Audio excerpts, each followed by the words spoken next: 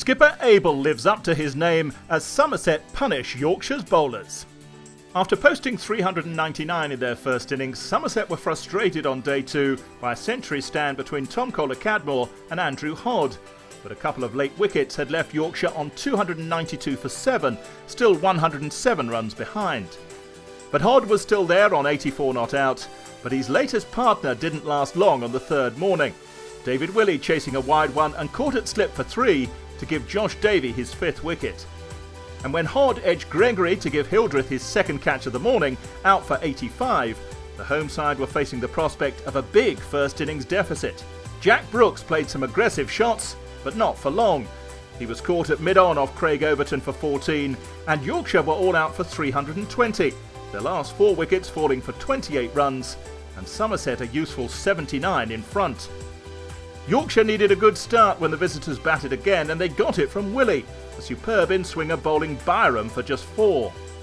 And Matt Fisher got the wicket he deserved when Azhar Ali drove to balance in the covers. Somerset 2 down, but more than 100 ahead. That advantage hadn't grown when Willey forced Trescothick to edge to Lyde at slip, and Yorkshire were mounting a real comeback. Somerset 41 for 3 at lunch, a lead of 120, and a crucial afternoon session ahead for both teams. Luckily for the visitors, James Hildreth continued his destructive form of the first innings when he'd made 81. He resumed with a series of boundaries. And with skipper Tom Abel lending solid support, Hildreth quickly made Somerset's total look much healthier. 10 fours in his 7th championship 50 of the summer, but could he turn it into a 3rd century? As he tried to do so, the pair did complete a 100 stand that had completely changed the complexion of the game since lunch. Somerset's lead now more than 200 and growing. Almost unnoticed, Abel completed his 50 and Yorkshire were on the back foot until the introduction of Lythe. Hildreth edged him behind for 72 to end an impressive partnership worth 135. With Hildreth gone, Abel went on the attack, aiming to take Somerset's lead up to 300. It was 262 at tea, Abel's 64 not out. They'd not added many to that score when Yorkshire had another success, Davis edging Fisher to slip for 6. But that brought Lewis Gregory to the wicket, and he went into attack mode once again, hoisting Leaning down the ground for 6.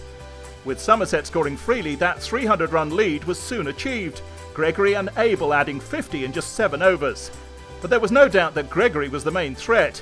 He deposited Brooks into the stand for another maximum. And his 3rd 6 of the innings, this time off Fisher, took Gregory to his half-century from just 35 balls.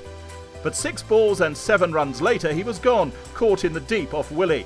But Somerset's lead was already past 350. And when Abel added another 4, the captain had reached his first championship century of the summer.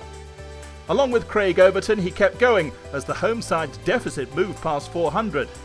Overton was eventually run out for 27, beaten by Shaw's throw when attempting a second run, and that was Abel's cue to declare.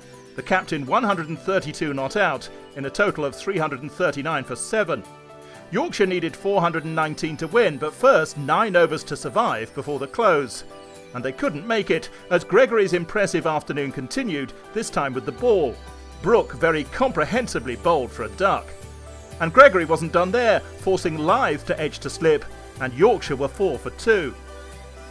They limped through to 8 for 2 at stumps, an unrealistic 411 more needed for victory on day 4.